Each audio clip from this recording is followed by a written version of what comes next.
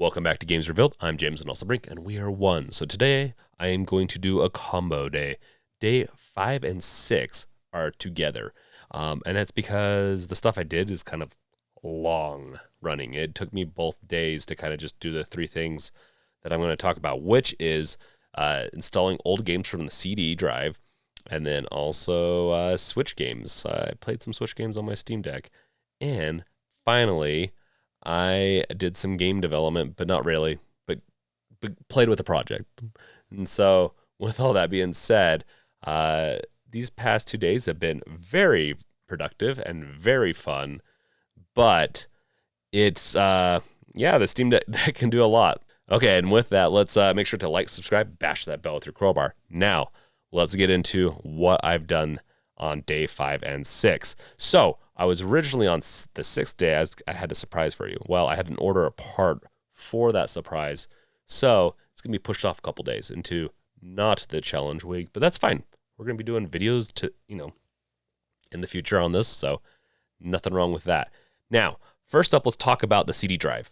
Now, I'm not going to do it. I'll do a tutorial later on that. I done tutorials on these. I just need to get them edited and all that. So that will come next week. I played Sacrifice on my Steam Deck, and that's a pretty old game.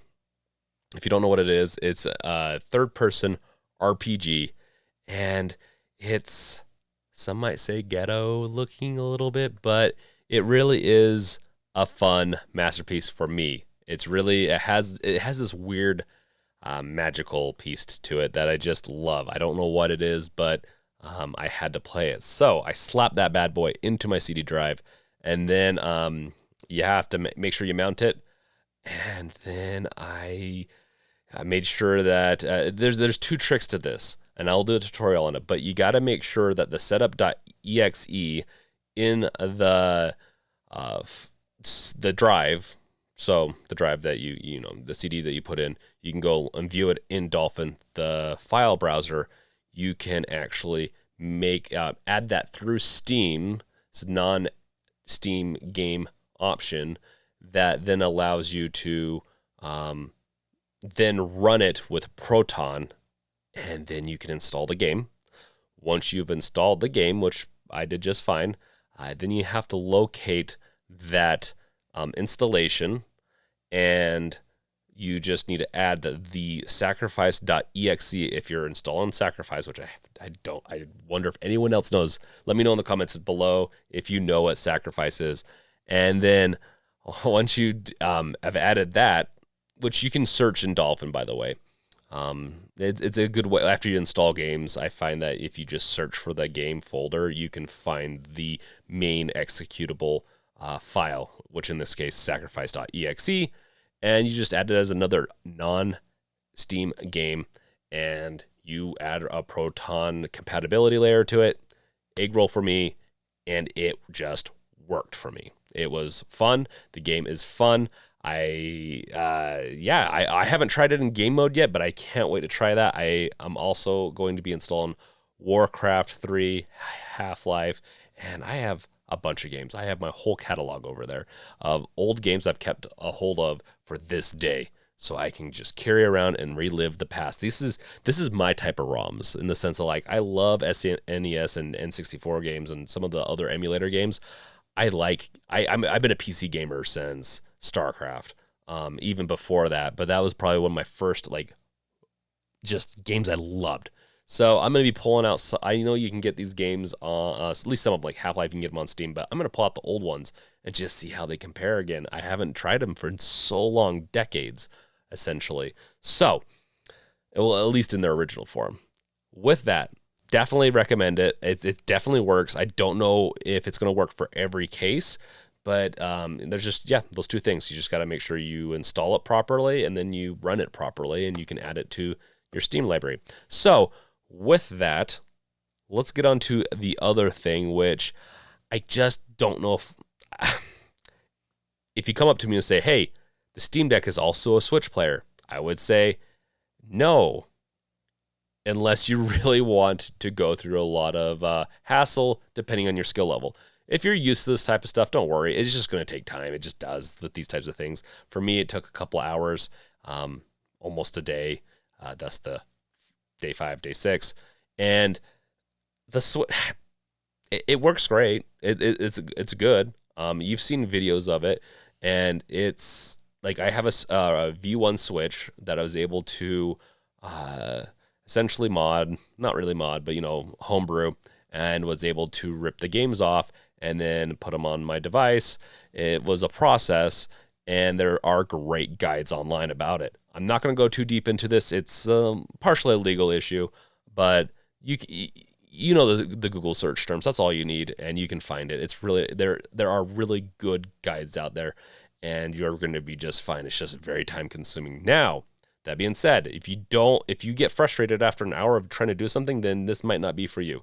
But if you can actually, just have the patience and go through with it, it might take you a long time, but you'll, as long as you have the right Switch console version or whatever it is, then you'll be fine. So, I mean, there's caveats to this whole thing that there always is when you're when you're working in this realm. But if you like your Switch, if you like playing games on the go and you kind of want your console to be an all-in-one, then yeah, go for it. I haven't fully decided if, I mean, I already got it working, but if I didn't get it working and I knew what I knew now, I'm like, might just bring the Switch with me. It was that much of a hassle, and I'm very undecisive on this. In the end, Switch on the Steam Deck, it's done. So go me, I guess. But yeah, that's besides the point. It's definitely worth it, and it's not. I haven't decided on it yet.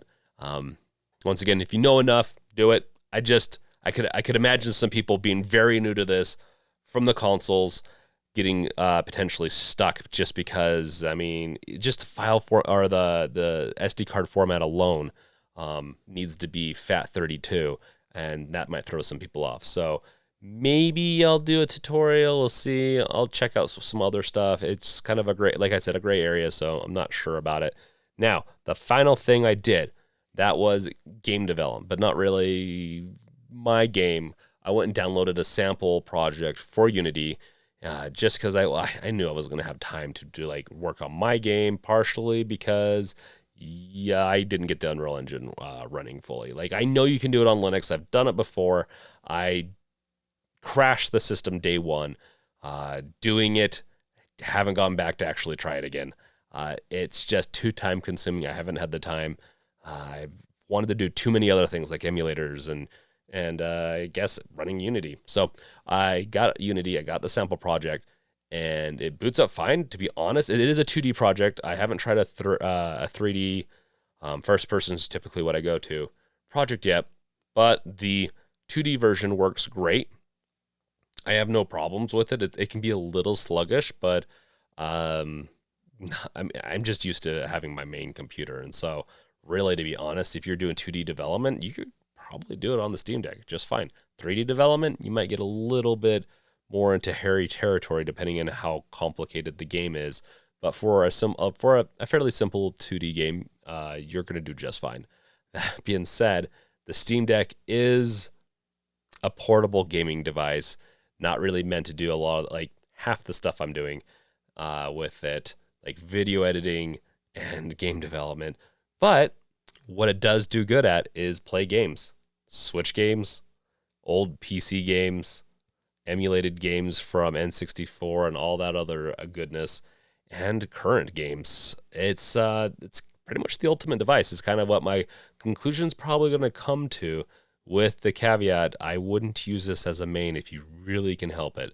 If you can just slap down a couple more $100 and you needed it for, let's say, a computer for potentially game development or even video editing, maybe, you could probably get a laptop that would facilitate a little bit bigger screen if that's your budget. Else, if you have a screen to bring, maybe it's worth it. I don't know. I wouldn't main it, but we're going to have our final conclusion on day 7. And it's been an interesting week so far, for sure. So thank you guys for watching. Let me know in the comments below what you thought of the whole series so far. I know it's kind of been an up and down because it's been pretty much what can I install, what can I run series. That's what this challenge has been, and it can run a lot.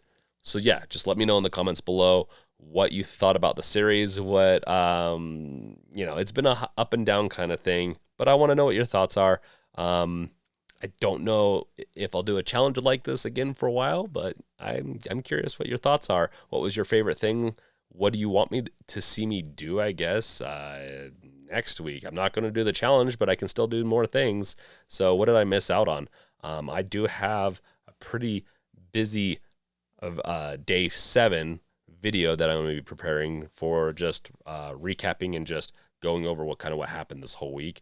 And a postmortem, maybe something just like what happened, what did I do, but it can also be very positive. So I'll also have some recommendations and maybe a couple of tips and tricks. So thank you guys for watching.